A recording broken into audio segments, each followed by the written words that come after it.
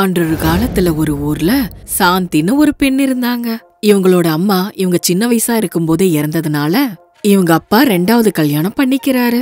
இவங்களோட சித்தி ராஜேஸ்வரி சாந்திய ரொம்ப கொடுமைப்படுத்திட்டு இருந்தாங்க. ஐயோ, சித்தி எழுந்திருக்கிறதுக்குள்ள தண்ணி எடுத்துட்டு வந்துடணும். இன்னைக்கு நான் தூங்கி எழுந்துக்கிறதுக்கு ரொம்ப தாமதமாயிடுச்சு. தண்ணி எடுத்துட்டு வர நேரத்துக்கு வீட்ல யாரும் தூங்கி எழுந்துக்காம இருந்தா நல்லா இருக்கும்.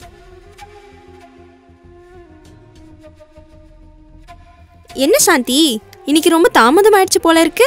என்னை விட சீக்கிரமாவே நீ தண்ணிக்கு வந்துருவிய. நீ அதெல்லாம் அப்புறமா பேசிக்கலாம். ஆனா நீ அப்புறமா தண்ணி எடுத்துக்கடி. உன் குடத்துல இருக்கிற தண்ணிய நான் ஊத்திக்கிட்டு போறேன். என்ன சாந்தி, ஓ சித்திய பார்த்து இவ்ளோ பயந்துட்டு இருக்க? இதுவே நானா இருந்தா உருட்டு கட்டையால 4 போடு போட்டு இருப்பேன். சரி சரி, நீ கிளம்பு. பேச்சுக்கு என்ன குறைச்சல், நிறையவே சொல்லலாம். சரிடி, நான் கிளம்புறேன். சித்தி தூங்கி எழுந்துக்காம இருந்தா நல்லா இருக்கும். சித்தி எழுந்துக்காம இருந்தா நல்லா இருக்கும். இப்படி பயந்துகிட்டே சாந்தி வேகமா தண்ணி எடுத்துட்டு வீட்டுக்கு போறாங்க. ஏண்டி இவ்வளவு தாமதமாச்சு? 1 மணி நேரமா காத்துட்டு இருக்கேன், கண்ணுலயே படல. தண்ணிக்காக தாமதமா போனியா என்ன? ஆமா சித்தி, இன்னைக்கு தூங்கி எழுந்திருக்க கொஞ்சம் நேரம் ஆயிடுச்சு. ஒரு 10 நிமிஷத்துல பால் கொண்டு வந்து உங்களுக்கு டீ போட்டு தரேன். நான் தூங்கி எழுந்த உடனே டீ குடிப்பங்கிறதுக்காக நீ வேணும்னே தான் தாமதமா போயிருப்ப. இப்படி பண்றதுதான் எனக்கு சுத்தமா பிடிக்கவே பிடிக்காது. நீங்க கொஞ்ச நேரம் உட்காருங்க சித்தி. தோ பால் கறந்துட்டு வர போறேன். 10 நிமிஷத்துல உங்க முன்னாடி டீ இருக்கும். சாந்தி வேகமா போய் பால் கறந்து டீ போட்டு சித்திக்கு கொண்டு வந்து குடுக்கறாங்க. நேத்து பழைய சோறு எக்கச்சக்கமா இருக்கு, அத சாப்பிட்டுரு. வீட்ல ஒற்றெல்லாம் இருக்கு, அத சுத்தம் பண்ணு. வீட்டெல்லாம் கழுவி விடு. நாளைக்கு பண்டிகை. வீடு இப்படி இருந்தா எப்படி நல்லா இருக்கும்? 2 நாள் முன்னாடி தான் ஒட்டடெல்லாம் அடிச்சு வீடெல்லாம் கழுவி விட்டேன் சித்தி. இப்ப ஒட்டடை எதுவும் இல்ல. மறுபடியும் 1 வாரம் கழிச்சு ஒட்டடை அடிச்சா போதும் சித்தி. என்ன எனக்கே எதிர்த்து பதில் சொல்ற? பண்டிகைக்கு முதல் நாள் யாரா இருந்தாலும் வீட்டை சுத்தப்படுத்துவாங்க. வாய மூடிக்கிட்டு சொன்னதை செய். 1 மணி நேரத்துல வேலையெல்லாம் முடியணும். சாந்தி மறுபேச்சு எதுவும் பேசாம வீட்டுக்குள்ள போயிடுறாங்க. எதுக்காகடி எல்லாத்துக்கும் பொண்ணை இப்படி கரிச்சு கொட்டிக்கிட்டு இருக்க?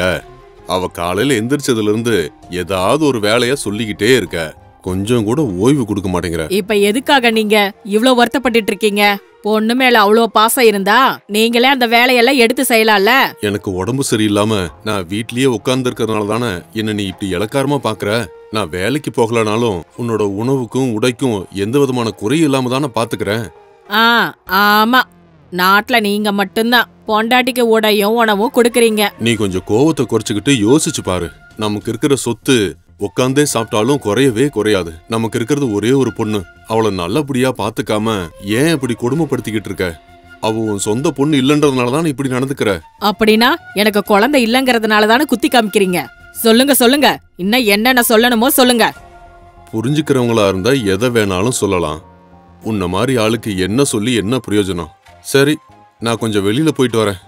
இப்படி புருஷனை கூட மதிக்கிறதே இல்ல ராஜேஸ்வரி. வீட்ல எல்லா வேலையும் முடிச்சிட்டு வெளியே வராங்க சாந்தி. என்ன எங்க வெளியில போற? அந்த அரிசிய ஊற வச்சிருக்கல, அந்த அரிசியை இடிச்சு பண்டிகைக்கு அதிரசம் செய்யணும். அந்த அரிசியை எடுத்துட்டு வந்து மாவை இடி. கொஞ்ச நேரம் கழிச்சு செய்யறேன் சித்தி. என் தோழி ரமணிய பொண்ணு பார்க்க மாப்பிள்ளை வீட்டுக்காரங்க வராங்களாம். என்ன துணைக்கு வர சொன்னா. இப்ப நீ போய் என்ன பண்ணணுமா? அவளை பொண்ணு பார்க்க வராங்களா இல்ல உன்னை பார்க்க வராங்களா? நீ ஒன்னும் போக தேவையில்ல, அப்புறம் அரிசி கெட்டு போயிடும். முதல்ல மாவை இடி. என்ன கடவுளே, எனக்கு ஏன் இந்த சோதனை? இவ்ளோ வேலை செஞ்சாலும் அடுத்தடுத்து வேலை சொல்லிக்கிட்டே இருக்காங்க. இந்த கஷ்டமெல்லாம் எப்போ தீரும்னே தெரியல. இப்படியே சில நாட்கள் கடந்ததுக்கு அப்புறம் இங்க பாருங்க, பொண்ணுக்கு ஒரு நல்ல சம்பந்தம் வந்திருக்கு. மாப்பிளைக்கு சொத்து பத்துக்கள்லாம் நிறைய இருக்கான். அவங்களே பொண்ணுக்கு வரதட்சணையா 5000 ரூபாய் தரேன்னு சொல்லிருக்காங்க. அது சரி, மாப்பிள்ளை யாரு? பொண்ணுக்கு வரதட்சணை கொடுத்து கட்டிட்டு போற அளவுக்கு நம்ம ஊர்ல யாரும் இல்லையே. எங்க ஊர்ல ஜெயக்கொடி ஐயா இருக்காருல, அவரோட ஒரே ஒரு புள்ள, நிறைய சொத்து பத்து இருக்கிறவங்க. அந்த பையனை பத்தி தான் எனக்கு நல்லாவே தெரியுமே. இவ்வளவு சொத்து இருந்து என்ன பிரயோஜனம்? அவனுக்கு உடம்பு சரியில்லைன்னு இந்த ஊர் முழுக்க தெரியும். அந்த மாதிரி மாப்பிள்ளைக்கு கட்டி கொடுக்க எனக்கு விருப்பம் இல்ல. நீங்க இதுக்கு மேல எதுவும் பேசாதீங்க. அவரை நல்ல வைத்தியர்கிட்ட தான் காட்டுறாங்களாம். சீக்கிரமாவே குணமாயிடுவாருன்னு சொல்றாங்க. நீ என்னதான் சொன்னாலும் எனக்கு அந்த சம்பந்தம் பிடிக்கல. ஆரோக்கியமா இல்லனா என்ன சொத்து பத்து இருந்து என்ன பிரயோஜனம்? நான் உங்களுக்கு வாக்கு கொடுத்துட்டேன். இப்ப அந்த சம்பந்தம் முடிஞ்ச மாதிரி தான். இந்த விஷயம் சாந்திக்கு அப்பா மூலமா தெரிய வருது. சாந்தி ரொம்ப வேதனைப்படுறாங்க. நான் என்னதான் வீட்டுல வேலை செஞ்சாலும் சித்தி சொல்றதெல்லாம் கேட்டுட்டு இருந்தாலும் ஆனா சித்தி என்ன ரொம்ப கொடுமைப்படுத்திக்கிட்டே இருக்காங்க. கடைசியில இப்ப என்ன, அந்த நோயாளிக்கு என்ன கட்டி வைக்க பாக்குறாங்க. இனி என் வாழ்க்கை முழுக்க நான் கஷ்டப்பட்டுட்டே இருக்க வேண்டியதானா? இதை விட நான் சாகிறதே ரொம்ப மேல். நான் இப்பவே எங்கேயாவது போய் தற்கொலை பண்ணிக்கிறேன். அன்னைக்கு இரவு சாந்தி வீட்டை விட்டே தற்கொலை பண்ணிக்கிறதுக்காக ஊரை விட்டே வெளியே வராங்க. இப்படி நடந்துகிட்டே காட்டுக்குள்ள போயிடுறாங்க. இங்க ஒரு பாம்பு புத்து இருக்கு. இதுக்குள்ள கைய விடுறேன். பாம்பு கண்டிப்பா என்ன கொத்திடும். அப்புறம் நான் உடனே செத்துருவேன். இப்படி நினைச்சுக்கிட்டே சாந்தி புத்துக்குள்ள கைய விடுறாங்க. தயவு செஞ்சு என்ன காப்பாத்து. உனக்கு இருக்கிற கஷ்டங்கள் எல்லாத்தையும் நான் தீர்த்து வைக்கிறேன். யாரு யாரு நீங்க? எனக்கு இங்க யாரையுமே தெரியலையே. நீ கைவிட்டிருக்கிற புத்துல ஒரு கண்ணாடி குப்பி இருக்கு. அத நீ வெளியில எடு. நான் அதுக்குள்ள இருக்கேன். அப்படின்னா நீ யாரு? குப்பிக்குள்ள எதுக்கு இருக்க? ஒருவேளை நீ ஏதாச்சும் பேயா? நான் பேய்தான். ஆனா நீ பயப்படாத. நான் உனக்கு எந்தவித கெடுதலும் செய்ய மாட்டேன். முதல்ல இந்த கண்ணாடி குப்பிய வெளியில எடு. சாகிறதுக்குன்னு வந்தவ, எனக்கு என்ன பயம்? இந்த குப்பியோட மூடிய திறந்து எனக்கு விடுதலை கொடு. நான் உனக்கு ரொம்ப உதவியா இருப்பேன். உனக்கு இருக்கிற எல்லா கஷ்டங்களையும் உன்னை விட்டு விலகிற மாதிரி செய்யறேன். என்ன நம்பு. நீ தற்கொலை கூட பண்ணிக்க வேண்டிய அவசியமே இல்ல. சரி, கண்டிப்பா விடுதலை செய்யற. ஆனா நீ வெளியே வந்து மத்தவங்களுக்கு கெடுதல் செய்ய மாட்டேன்னு எனக்கு வாக்கு கொடுக்கணும். அப்படி பண்ணதுனாலதான் நான் இப்படி ஆவியா மாறிட்டேன். இனி எப்பவுமே யாருக்குமே எந்த கெடுதலும் செய்ய மாட்டேன்னு உனக்கு நான் வாக்கு கொடுக்கறேன். என்ன நம்பு. அந்த வேதாளத்தோட பேச்ச நம்பி அந்த குப்பியோட மூடிய திறந்து அதை விடுவிக்கிறாங்க.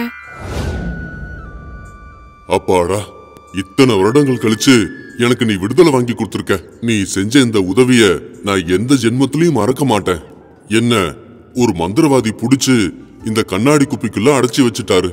இப்போ உன் தயவுனால நான் வெளியில வந்திருக்கேன். இனிமே உனக்கு எந்த விதமான கஷ்டம் வந்தாலும் வேதாளம் வான்னு கூப்பிடு. அது போதும். அந்த நொடியே உன் முன்னாடி வந்து நிப்பேன். உனக்கு எந்த விதமான வேலை செய்யறதா இருந்தாலும் நான் செஞ்சு கொடுக்கறேன்.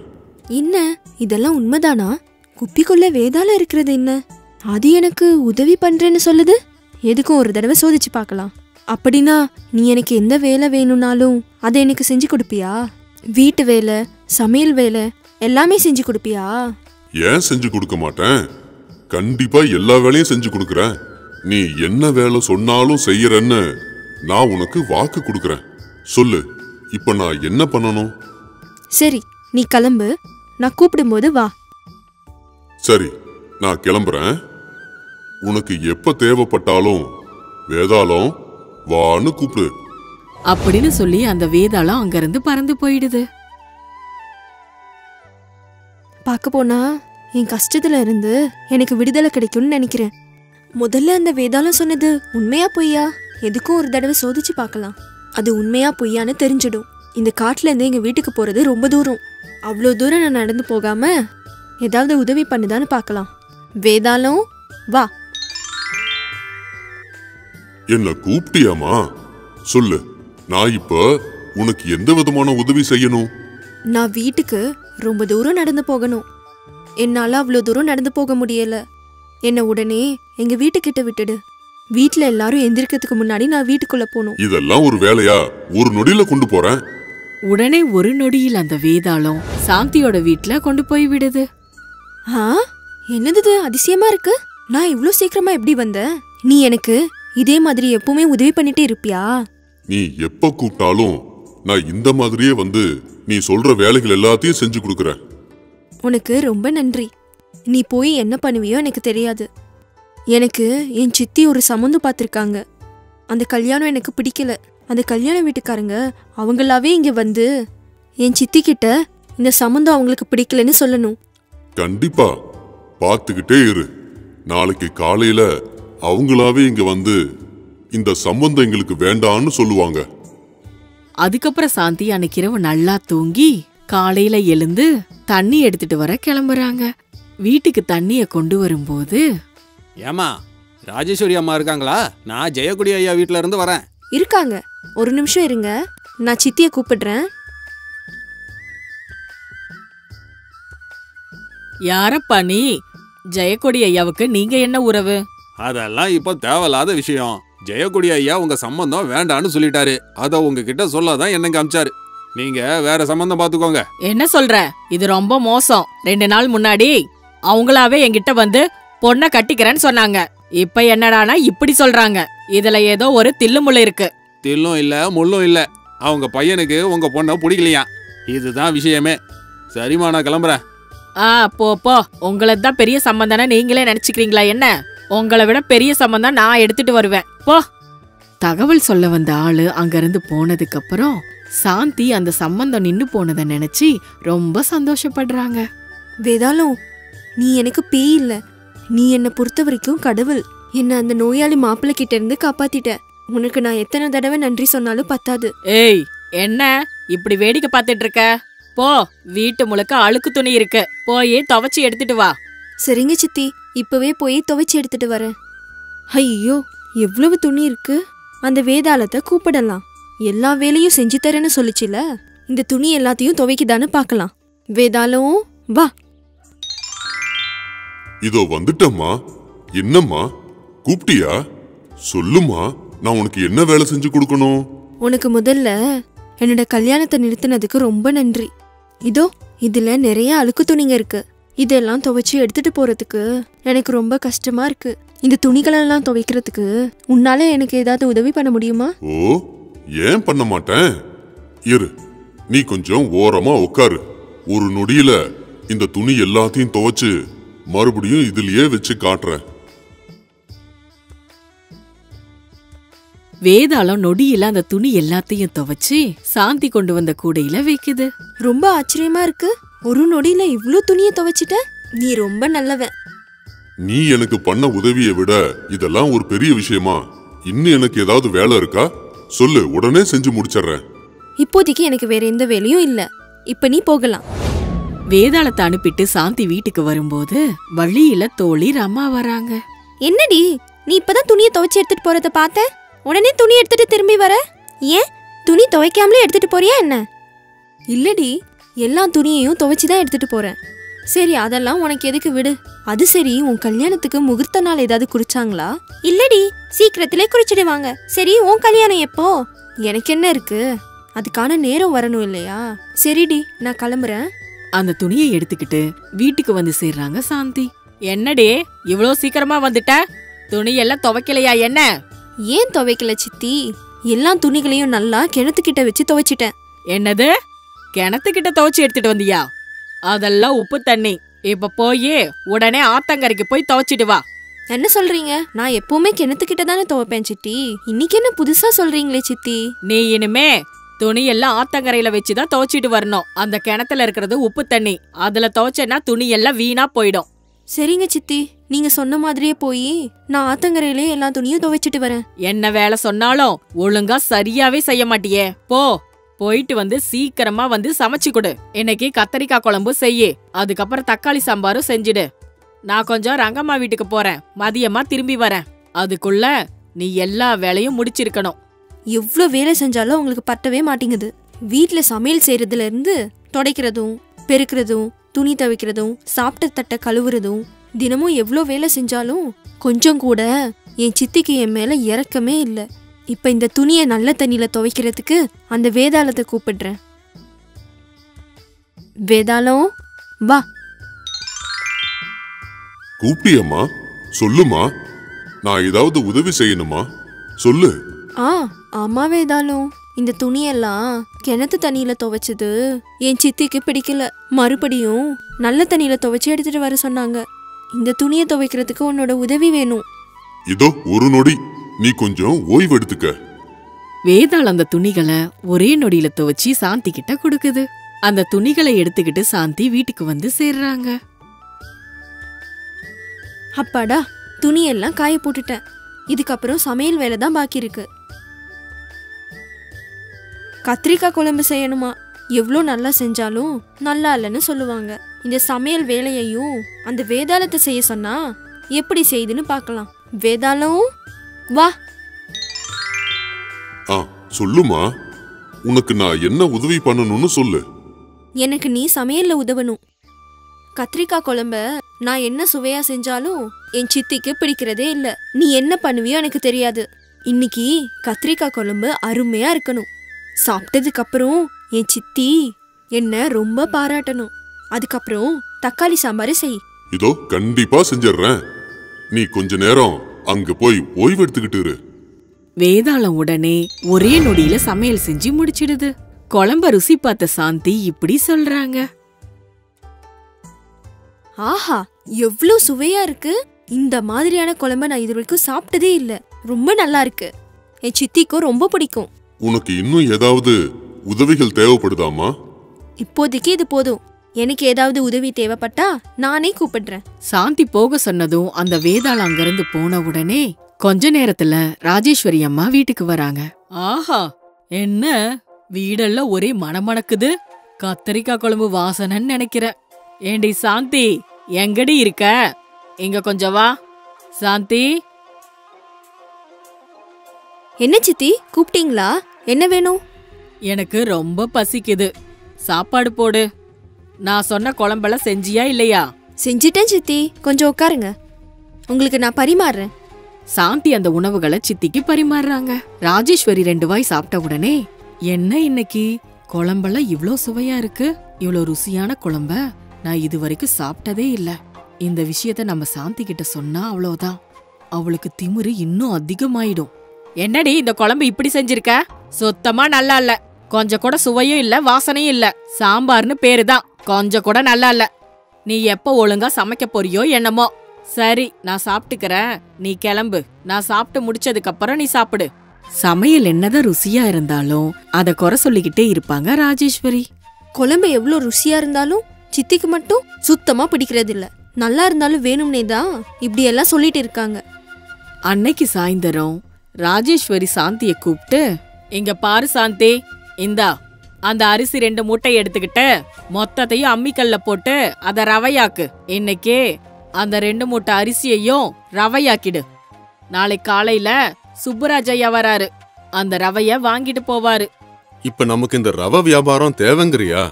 அவளை ஏன் இப்படி கொடுமைப்படுத்துற? என்ன எல்லா விஷயத்திலும் உங்க பொண்ணுக்காக பறிஞ்சு பேசுறீங்க? பணம் வரும்போது மறுக்க கூடாது, இவர் இப்படிதான் சொல்லுவாரு. சரி, நீ போயே அரைக்கிற வேலைய பாரு. சாந்தி அன்னைக்கு சாயந்தரமே ரவைய அரைக்க ஆரம்பிக்கிறாங்க.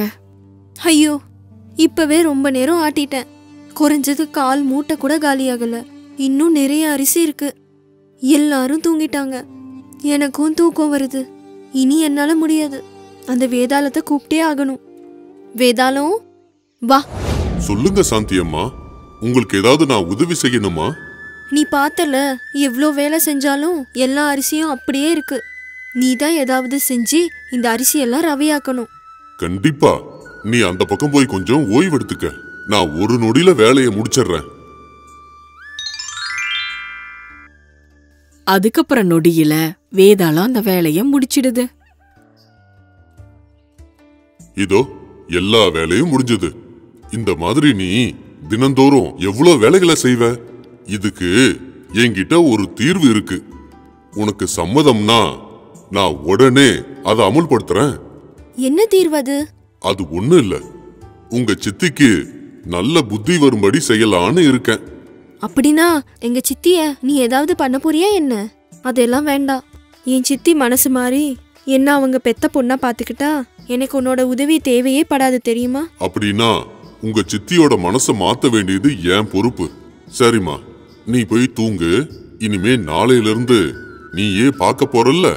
அன்னைக்கு இரவு சாந்தி தூங்க ரொம்ப தாமதமானதுனால காலையில விடிஞ்சும் சாந்தி எழுந்திருக்கவே இல்ல. ராஜேஸ்வரி அம்மா தூங்கி எழுந்து வந்து 2 ரவை மூட்டைகளையும் பார்த்து ஆச்சரியப்படுறாங்க.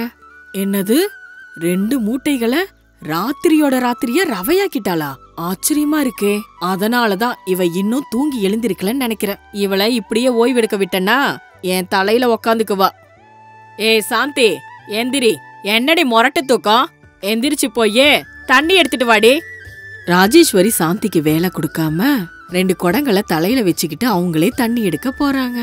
என்ன ராஜேஸ்வரி அக்கா, நீங்க தண்ணி எடுக்கிறதுக்காக வந்திருக்கீங்க? சாந்தி வீட்ல இல்லையா? ஆமா, நான் இதுக்காக தண்ணி எடுக்கிறதுக்காக வந்தேன். அப்படி அவங்களுக்கு தெரியாமலேயே தண்ணி எடுத்துட்டு வீட்டுக்கு வராங்க. அதுக்கப்புறம் சாந்தி செய்யற எல்லா வேலைகளையும் அவங்களே செய்யறாங்க. காலையில பால் கறக்கிறது, துணி துவைக்கிறது, சமைக்கிறது, பாத்திரம் தேய்க்கிறது, மாவாட்டுறதுன்னு எல்லா வேலைகளையும் அவங்களே செஞ்சிட்டு இருந்தாங்க. அப்பாடா, உடம்பெல்லாம் நொந்து நூலா போச்சு. என்னது, சாந்திக்கு சொல்ல வேண்டிய எல்லா வேலையும் நானே செஞ்சிட்டு இருக்கேன். என்னாச்சு எனக்கு தெரியாமலேயே எல்லா வேலையும் நானே செஞ்சிட்டு இருக்கேன். இப்படி தினந்தோறும் எல்லா வேலைகளையும் ராஜேஸ்வரியே செஞ்சிட்டு இருந்தாங்க. ராஜேஸ்வரி ரொம்ப சோர்ந்து போயிட்டாங்க. ஏய், யார் நீ?